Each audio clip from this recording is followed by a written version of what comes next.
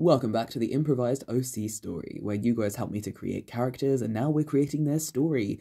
I improvise my way through various things, you guys vote on what happens next, I have a little think and come back the following week with more bits of the story. And now we're going to continue with part 17. We left off with our two main characters back in the room in the tavern with a strange accomplice to their quote-unquote crime, who has just been revealed by Erasmus to be none other than Princess Augustine. The room is silent for a moment, the curtains firmly drawn, the door well locked, as the three look at one another. And then dark eyes and blue eyes flick to the girl. She is sitting, perched on the end of the bed, ballet slippers folded in her lap, hair bright shining red bouncing curls around her face, and she smiles as she looks from one to the other, and after a pause she turns her attention to Erasmus. Her eyes search his face for a moment, as though confirming something, and then the smile doesn't waver as she nods, looking back to Darrow. "That's right. I'm not working for any criminals because I am a princess." The assassin leaps to his feet at once, backing up against the wall, looking around furtively as though expecting King's Guard to come jumping out at him and seize them all any second. "You're kidding, right? You're a fucking royal? What the hell are you doing out here?" "Well, palace life is kind of boring, and I can slip out sometimes." "How can you do that?" Erasmus asks. At this point, the girl turns to him. "Oh, you should know, Uncle Erasmus. Didn't you used to sneak out too sometimes? You know, when things got really boring or really quiet?" Erasmus blinks at her. Darrow looks from one to the other. Then he crosses the room in a few strides and takes Erasmus by the hand, pulling him further away from the girl. He keeps his eyes on her as he turns away, whispering into Erasmus's ear. "I can get you out. You just say the word, I'll distract her, and you can get the fuck out of Dodge. You hear me?" Erasmus lays a hand on the assassin's shoulder, soothing him down. "I don't think that will be necessary yet, Darrow." "Tinny?" "Yes?" "Have you told anyone?" "That I recognised you and that you're back in town and that I knew who you were immediately?" "Yes." "No." She's beaming now. "I knew it was you, but only because I know your face, silly. No one else would really recognise you with that big silly hood up. I just, thought it would be fun to follow you, see what you were doing back in town. I kind of figured you were here for, the morning period, but I doubted they let you into the palace, so I figured maybe you were coming to the coronation." She trailed off as she looked at the two of them, eyes wide, staring her up and down. Darrow turned then, and he walked very slowly towards the young girl. He wasn't holding his blades, but nonetheless the assassin still posed a very obvious and visible threat. He stopped just a few feet short of her, and stared at her with narrowed blue eyes. "You swear. You swear on your life you ain't told no one he's here. You swear to me right now, kid." "I swear." And it was as simple as that. Darrow believed her. Erasmus believed her. And the tension in the room slowly began to fizzle out again. "So then what were you doing outside the palace? You got bored, so what, you decided to follow us around?" "Well, yes. It's way more interesting than being inside. Everyone's so quiet and sad, and it's not that I don't, miss Grandpa. It's just that, well, it gets so boring. And all my lessons have been stopped. I can't even go riding anymore. Everyone just expects me to sit there, and all I can do is look at maps and learn about countries because I can't learn anything else because everyone's supposed to be in mourning. And I've never even been to Belgoth. Why do I have to learn the whole country's layout? There's not exactly going to be a test." The girl sighed in frustration, kicking her feet on the side of the bed. Erasmus moved to sit beside her. He patted her shoulder gently. "Well, Belgoth is our closest neighbour. I imagine your parents just want you to know it well. You're a royal, after all. You should know these things. Do you? Do you know the entire layout of Belgoth, where the capital city is, and every other tiny town in the north and the south, and the politics, and who all the royals are, and who their child is, and who their child's child is, and it's just so boring, Erasmus suggested. Well, how would you feel if the only thing you were allowed to study anymore for weeks was this one thing? It starts to lose its appeal after a while, Uncle Erasmus. I'm actually starting to miss doing arithmetic. Erasmus chuckled at that. Goodness, it must be bad if you're saying this. Do you remember back when you were much younger, you'd come to hide in my study with me whenever your tutors would arrive, ready for your arithmetic lessons? I remember. Darrow sat down slowly on the far end of the bed, closest to Erasmus, but keeping his distance from the pair while they talked and caught up. He found himself keenly interested. He'd never pressed Erasmus to tell him what his life was like as a much younger man, not the details of it anyway. But now, it was nice to hear that there were some good moments, intermingled with the bad. How is my brother, Sison, and how's Mathalia? Oh, mother and father are fine. Busy, preparing for the coronation, busy telling me to do my studies, and not a lot else. It's so quiet. I'm getting really lonely, Uncle Erasmus. At this, Darrow saw the prince's hand twitch just a little. He wrapped his arm around the little girl and hugged her tight into his side as he asked her, So how have you been getting out of the palace? It's all on complete lockdown. Someone must be helping you, am I right? Tinny looked up at him with a wide, beaming smile. Promise you won't tell? Of course I won't. Who would I? Promise on your pinky. And the girl held up her pinky finger. Erasmus chuckled again and wrapped his little pinky around the girl's and shook hands. I promise on my pinky I will not tell a soul how you get out of the royal palace. At this, the girl seemed satisfied. She snuggled back down into her uncle's arms and told them exactly how she'd been getting out of the palace. Ever since she was a young child, she had befriended the court entertainers. She always found them so fun and so funny. They taught her how to play different instruments, they showed her dances, they taught her jokes, they made her laugh. And she, much like Erasmus, it turns out, had often found herself feeling lonely there. In a palace full of so many people, it was easy to get lost and find yourself completely by yourself. As a child, she'd played often with her uncle, but slowly over the years she'd been pulled away from him, and him from her. She'd been taken into private tuition, had lessons day and night, learned how to ride horses, how to be a royal, be the princess she was expected to be, and she hadn't had time for games and toys anymore.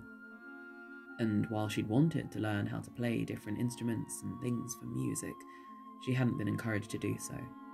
Occasionally, she could play the piano, but not as much as she wanted to. And so, whenever she had moments to herself, which grew over the years, she would go to speak with any of the entertainers of the palace. She spoke to the jugglers, the dancers, the singers, the troubadours who came from far, far-flung places. She spoke to many bards over the years, and of course, the group who had remained through all her life. There was 3 or 4 of them who had always been there. They'd been there longer than she had. Some of them, she'd been told, had entertained her father when he was a young boy. And they had stayed and stayed and stayed. It was a good job, a good wage, a good living to live at the palace, be entertaining at the palace. And the ones who she loved the best were the ones who had stayed. She knew them. She'd known them all her life, and they became a part of hers. She knew them all by name, and slowly, they began to let her do more and more, without the supervision of her father, or the king, or, indeed, her mother. Tinny explained that at first they would just let her play for a few hours longer than she was supposed to, pretending they hadn't seen her while she was out, or she was sitting in the music rooms or something like this.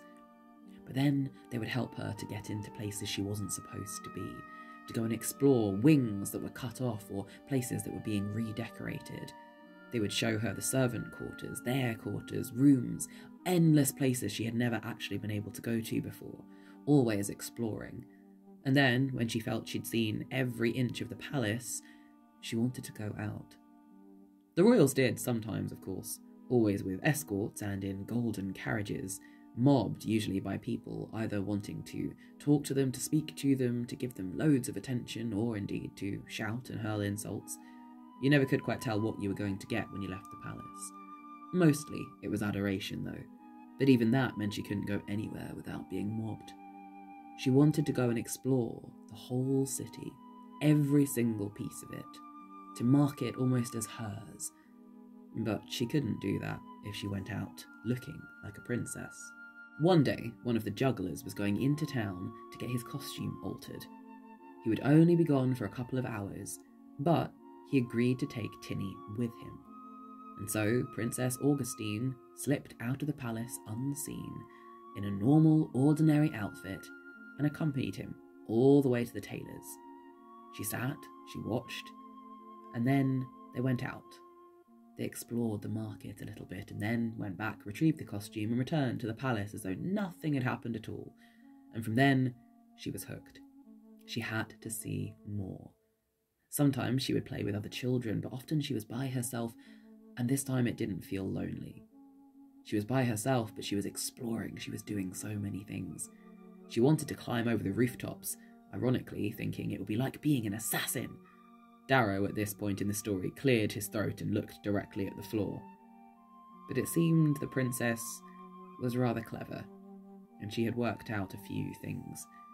She certainly sussed out what it was that Darrow probably did for most of his living. She grinned, giggling, and carried on with her tale. She explained how over the years she'd explored more and more, but it became quite difficult to leave the palace. As she got older, she was expected to do more things, to be more engaged, more involved. But still, maybe once or twice a month, she would slip out, always aided by some of her friends, the entertainers, because they came and went as they pleased, no one questioned. Often they would have friends with them, supplies sometimes. She said once she left the palace in a barrel and returned under a haystack. Always they would help her though, because they said it was important for her not to be cooped up. They said they couldn't imagine how it felt to be trapped in one place. And she, of course, agreed. Erasmus did too. So you have had the entire entertaining staff helping you to escape the palace and let you back in again. Tinny, this is rather impressive, I must say. Oh, well, it's not all of them. Cholly never wants me to go out.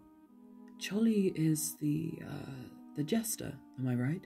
Yes, that's the one. And he's been the jester for years. He's known me since before I even was born. But he never, ever wants me to leave. He says it's too dangerous and I have to be really, really careful. And he only helped a couple of times. But then he said he felt so bad that he didn't want to do it again. But I always convince him to do it again. But he always gets so grumpy about it. It's really silly. Darrow barked a laugh in the corner. He's a jester called Cholly. Should be jolly, but he's a grumpy sod. There's an irony in that, isn't there? Erasmus laughs too. Tinny giggled. Yeah, he is really super grumpy, but I can still usually get him to do what I want. But it just takes far longer. And every time I'm trying to convince him, I keep thinking, this is time I could be spending outside. You're just going to agree? Anyway, why don't you just let me? Uncle Erasmus? Yes? Are you coming to the coronation? That is the plan, yes. But Tinny, no one can know that I am there. Do you understand? Yes. Will you come and say hi to me when you arrive? Of course. It was then that the assassin asked a burning question that had been sitting in the back of his mind ever since they'd seen those ballet-slippered feet pad down the stairs in the basement of that old house. He looked at Tinny and he asked, "How do you move so quiet like? Even I can't do that and I've been training for years. You move like there's nothing to you." Erasmus nodded. "This is true. We heard you open the door to that basement, but we never heard you walk down, and then suddenly there you were at the bottom. Have you learnt to levitate in my absence, Tinny? No, nothing like that, silly. No, I've got magic shoes. That was all that she said, smiling wide and bright, hair red and curled around her face as she beamed at them. She pointed at her shoes, and when it became apparent that neither of them was going to say anything else, she carried on. I really, really mean it, she insisted. Look, I'll show you. They're magic shoes. She got up onto the bed, standing on her tiptoes, and jumped onto the floor. She landed without a sound. She ran around the room, faster and faster in circles, jumped onto the other bed, jumped onto the windowsill, jumped down again, bounced, landed, jumped, bounced, landed, and still not a sound but the rustle of her dress. How are you doing that? Darrow breathed. Magic shoes. Erasmus was staring at the shoes. The simple-looking cream ballet slippers with only a few smudges and scuffs on them. They didn't shine, they didn't glow, they didn't glisten, they simply looked like, well, ballet slippers. Tinny beamed at them. I told you, they're magic shoes. They can make me walk around unheard, and I can vanish without being noticed. Where'd you get them? Darrow's eyes were wide and blue, a smile slowly creeping onto his own lips. It was a birthday present a few months ago. I don't know who from. What do you mean you don't know who they were from? Well, they were outside my window one night when I climbed out to go exploring. There was a note, but it had no name on it. It just said, "For those who wander and those who dream," which obviously is me. Who might they be from? Any ideas? Darrow asked. Well, I asked everyone I know in the palace, except Mum and Dad, obviously. I figured it wouldn't be from them. Plus, they don't know that it's the window I used to get out, and then climb all the way down the drain pipes and the vines and the windows, and then you're right outside the back door. So who do you think they could have been from, Tinny? Erasmus asked. Well, I asked all the entertainers, and I asked Cholly, and I asked a few of the kitchen staff, but none of them knew anything about it. They all said it wasn't me. Erasmus nodded. Well, it must have been one of them. Still, I suppose it can keep you safer. It's a nice thing that they did, Tinny, and it's a brilliant present. I know, and they've made me able to do so much. I saw so much more of the city when I didn't have to worry about being heard or being caught or being seen. Darrow barked another laugh at that point.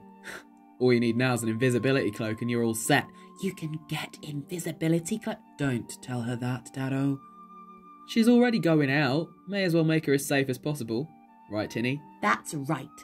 And, Uncle Erasmus, you missed my last birthday, so you owe me a present. I don't know if I will ever be able to do enough work to get enough money to buy you an invisibility cloak, Tinny.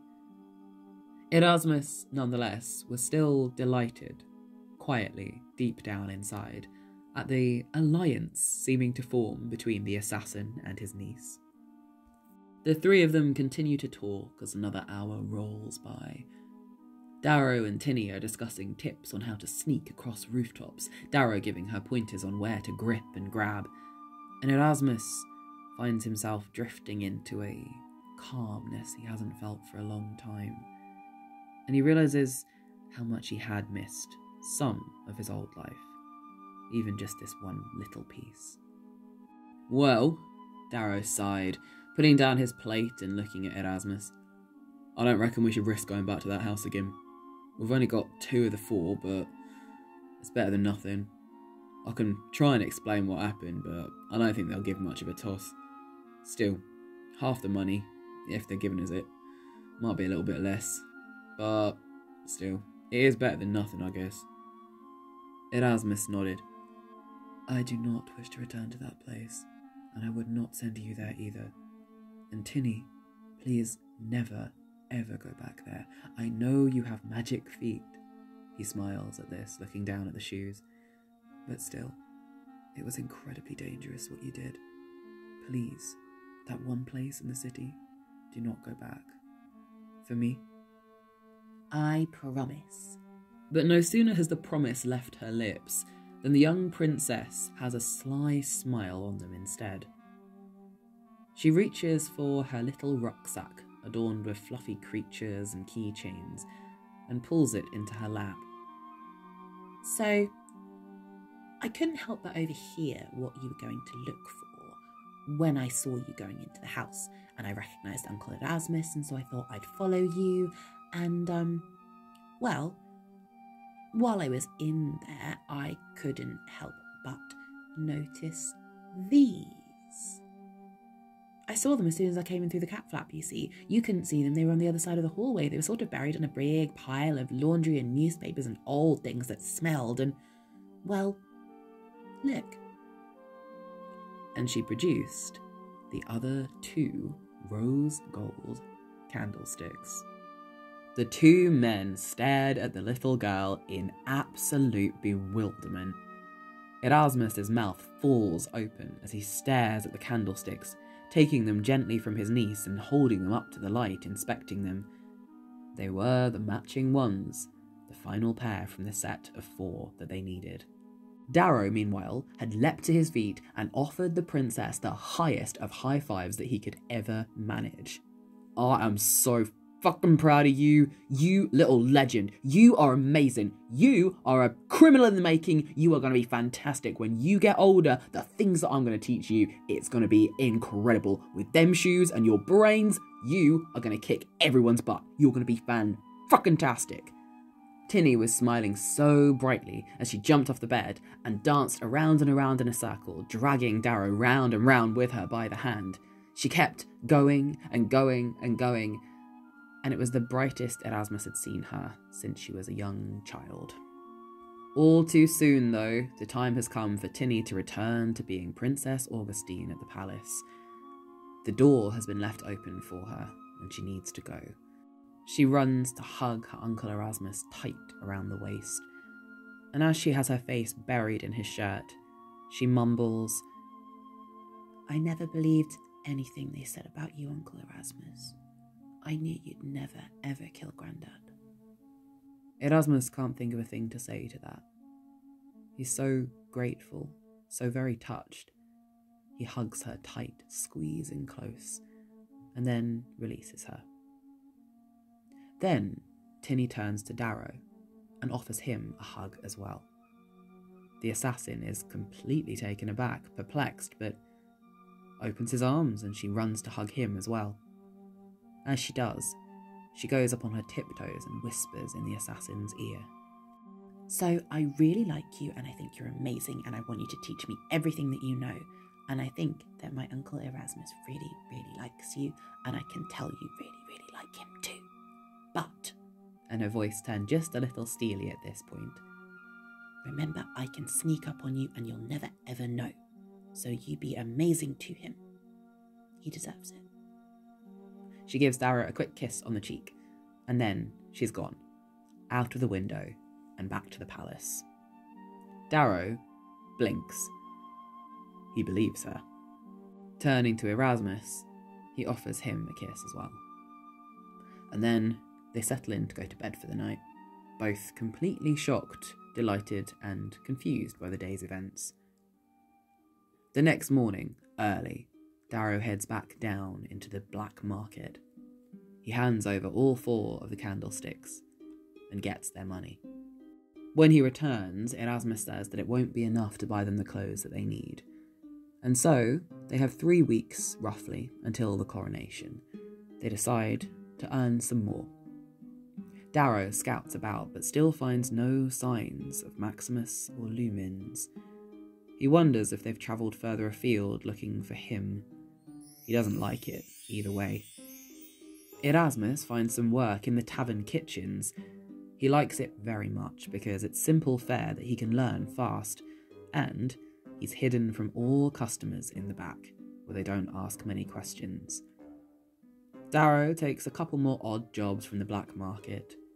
He point-blank refuses to take Eri on one of them, though. It's a jack-of-spades job, disposing of a body. And he comes back late, wet and muddy, with his back aching. Eri, of course, massages him after Darrow washes thoroughly. He avoids any assassin jobs, though, as that could alert Lumens or Maximus. Darrow does take Eri on a scouting job, though. A simple recce job, looking at a fancy jeweller's store, noting any weaknesses or ways in, and then reporting back. Eri was actually very good. He drew a detailed diagram with a map of the store from all corners, and the man was impressed when they went back down to the black market and handed in all their research, and actually gave them some more coin for it. Erasmus teased Darrow all the way back to the tavern that day. "Did you hear that, Darrow? I am a brilliant criminal mastermind, I'll have you know." He had a spring in his step all the way back to the tavern that night. A couple of weeks go by and the coronation is just around the corner. Darrow has to concede that they now do have enough money and reluctantly agrees to go shopping for fancy clothes. He is terrified though. It's deep down inside, but Erasmus can see it. He tries to quiet the assassin's nerves. Darrow is nervous for both of them. He is afraid for himself, but mostly for Eri. He doesn't want him to be recognised. Erasmus promises to make a compromise. They will go to a fancy boutique, but it will not be one of the ones that the elite shop at. It won't be anywhere that he would be recognised, nowhere anyone would have seen him before for fittings or anything of the sort. A middle-of-the-road but still fancy place, if you will. Darrow agrees, knowing they really don't have a choice. Eri is just a little delighted to be going shopping though. It's something he'd been looking forward to, and Darrow doesn't understand why yet. Eri does ask, though, how different he looks. Darrow assures him his hair is still dark, and, he says, letting your stubble grow out's helping as well. This, of course, was very true. Erasmus was very, very slowly growing a little bit of a beard. It did suit him, too. Darrow liked it tremendously, but he tried to keep that mostly to himself. It showed, though, despite his efforts, and Erasmus had noticed. As they approached the fancy, ornate doors of the boutique store, Darrow takes Erasmus's hand and halts him for a moment. Are they gonna be alright with, all this shit? He gestures vaguely to his cheek, his chin, his throat. The magical, dark scars that have been there for 5 years. Erasmus nods at once. They will be absolutely fine. If they judge you, they will not do it to your face. We have the money to pay for their services, that's all they really care about. Don't worry, Darrow. It will all be fine. And I think perhaps we should find something to cover it for the ball. Yeah, too recognisable. Exactly. What are we going to use to cover it though? Won't that be weird and obvious? Oh no. Everyone who goes fancy dress at these kind of things loves masks and accessories. We'll definitely be able to find you something, and you will fit in just fine. Alright, if you say so. Thanks, Eri. My absolute pleasure. Come on, let's go shopping. It was at this point, as they stepped into the fancy doors of the fancy store with the fancy clothes, that the assassin put 2 and 2 together. Erasmus had been looking forward to this shopping trip, not because he wanted to go shopping, but because he desperately wanted to see the assassin in fancy clothes. Inside, they are at once greeted by 3 tailors and the store owner, and they spend a comfortable afternoon, and all afternoon, being dressed in various colours and styles. Eri tells Darrow that he looks spectacular in one particular emerald piece.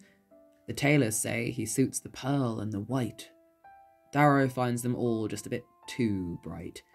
He relents eventually, opting for a darker green with black detailing and a pearl white lace mesh half mask. It fits up his throat and over his face. Erasmus says it will blend in perfectly. He does look at himself in the mirror for a little longer than he usually would, but hastily takes the garments off and puts them into a bag folded neatly, and gets back into his own dark clothes. Darrow then forces Erasmus to try on twice as much as he had to, sitting to watch with an eager grin and a glass of champagne in his hand. Eri goes through every colour, eventually selecting a flowing fitted outfit. It fits him absolutely perfectly and has a very deep, low plunging back. Eri whispers to Darrow as he catches the man staring. The royals are never allowed to wear anything quite so revealing. Do you like it? The wide blue eyes gave him his answer. Darrow managed to blink, wet his lips and say, "It's fucking stunning." It came in many different colours, and Eri asked Darrow to choose. He liked all of them. Slowly, Darrow leafed through them all and chose a pale green with white detailing and a mask as well. Eri's mask tied around his eyes with a silver ribbon. The store owner said that they would look wonderful together, a true match. Darrow flushed crimson. They pay. It cost almost all of their coin, and then they return to the tavern. Darrow has got just a little quieter as they do. What is wrong? Eri asks him as they set down the bags full of clothes and settle on the bed. Well, I was looking at them lot in the fancy stall. All the pictures and the portraits and the sketches and stuff. Yes? It's then that the assassin has to admit something that has been troubling him for just a little while. Something he'd never thought of before, probably never would again, and was very hesitant to admit to the prince in his arms. Alright, just don't laugh at me, alright? I won't laugh at you, Darrow. What is wrong? Eri, what the fuck am I going to do with my hair? And on that cute little note, that is where I shall leave you for today. Of course, as always, you guys have a choice to make in the comments down below. And this time I'm giving you a little bit of a cryptic one because I have had an idea. I've got a few ideas now about where this story is going to go. And while I improvise my way through a lot of the things that are happening, I've started to note down just a few things that I want to bring back up in the future. But this one, as ever, is going to be something entirely up to you guys. So the question is simple. Does it happen before or after the royal coronation ball? I will not tell you what the thing is, but does it happen before or after? That is your question. So get in the comments down below and let me know before or after. What would you like? And anyone who is on Patreon, I'll be giving you another thing to vote on at a very soon point. All right, thanks for joining me, everyone, and I'll be back very, very soon with more of this OC story. Thanks for joining in. Hydrate yourselves. Bye-bye.